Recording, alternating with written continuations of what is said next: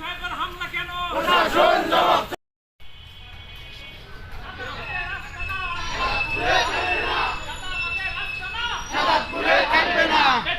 হামলা কেন? প্রশাসনের জবাব চাই। হামলা কেন?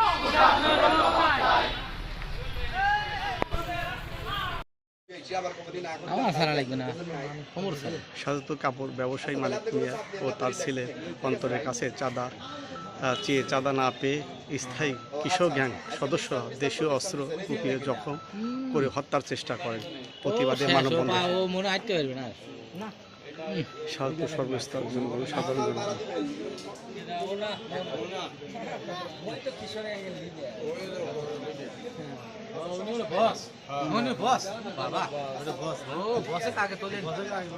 ওইটা বস না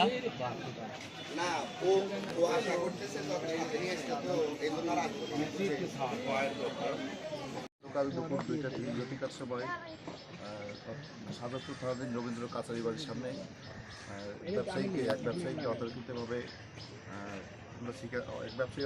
আমরা শিকার হয়ে পরবর্তীতে তাকে গুরুতর অসুস্থ অবস্থায় আমরা তাকে প্রাথমিক চিকিৎসার জন্য সিরাজগঞ্জ হাসপাতালে প্রেরণ করি এবং পরবর্তীতে উন্নত চিকিৎসার জন্য পরিবারের সহযোগিতায় পরিবারের মাধ্যমে আমরা তাকে ঢাকা মেডিকেলের পাশেই সে বর্তমানে ঢাকায় পঙ্গু হাসপাতালে চিকিৎসাধীন আছে।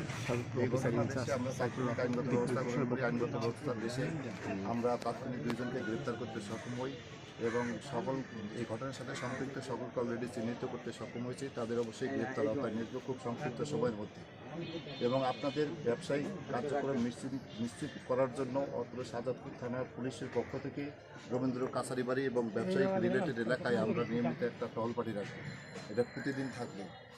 এটা যাতে কোনো ধরনের চাঁদাবাজ সন্ত্রাস মাদক ব্যবসায়ী অন্য কোনো ব্যক্তি কাউকে অযথা হয়রান করতে না পারে সে বিষয়ে আমরা তৎপর থাকবো।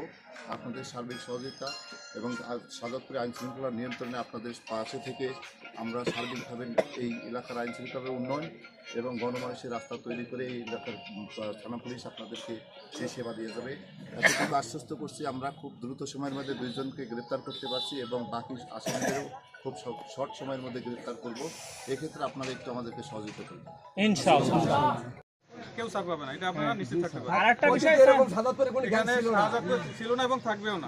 আমাদের এই আমরা কালকে এটার প্রথমে পেলাম এবং এইটা আমরা নির্মূল করব এবং নেক্সট কোনো ঘটনা আমরা ঘটতে দেব না। আরেকটা বিষয় আপনারা যেমন একসাথে আছেন এবং আরেকটা বিষয় আপনারা কখন ভয় পেয়ে যাবেন। আপনাদের এতগুলো লোক এখানে মার্কেটে থাকে, আপনারা যদি আগাই আসতেন এতগুলো লোক তোমার 10-12 জন কি করতে পারে?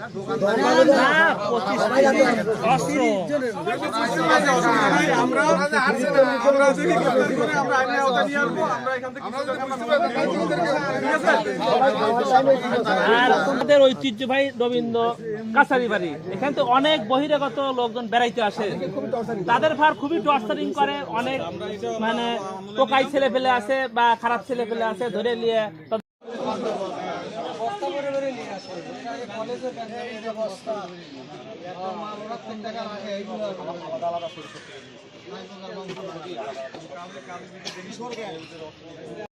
জায়গা বাংলাদেশের অর্থনীতিতে অবদান রাখে এবং আরো রাখবে ইনশাআল্লাহ।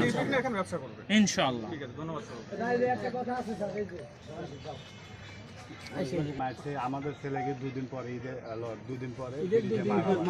একই গ্রুপ এরা অনেক বড় গ্যাং। থানায় অভিযোগ দিয়েছিলেন? মানে ওরা আমাদের বলছিল যে আমরা বিচার দেবো। ঠিক আছে, আপনার আমি এখানে প্রায় 4 মাস আমি কাছাকাছি সময় আসছি। আপনারা থানাকে ইনফর্ম করে আইনগত সহযোগিতা পান নাই, কোনো ধরনের সাপোর্ট পান নাই, পুলিশিং সাপোর্ট পান নাই, এরকম কোনো ঘটনা আমার বিশেষ একটাও নেই। গতকালকার ঘটনা যদি আমাদেরকে সময় মতো জানাতেন তাহলে অবশ্যই এই ঘটনা ঘটতো না।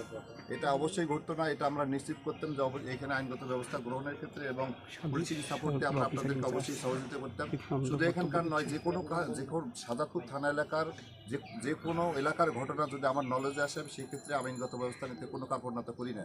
প্রিভিয়াস টাইমে ঈদের বিভিন্ন সময় ঈদের পারপাসে বিভিন্ন জায়গায় ঘটনা ঘটেছে, আমরা তাৎক্ষণিক আইনগত ব্যবস্থা নিয়েছি।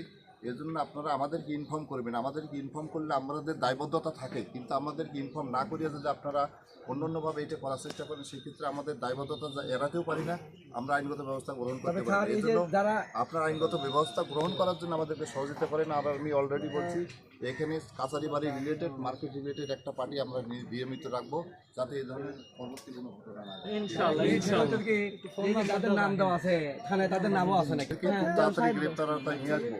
আপনারা একটু আমাদেরকে সময় দেন, আর আপনারা নিশ্চিন্তে নির্বিঘ্নে দোকান করবেন। এই ক্ষেত্রে কোনো ধরনের প্রতিবন্ধকতা তৈরি হলে আপনারা আমাদেরকে অবগত করবেন। চাইনিজ কুড়াল অনেকগুলো, এবং তারা বস্তা ভরে নিয়ে আসছে।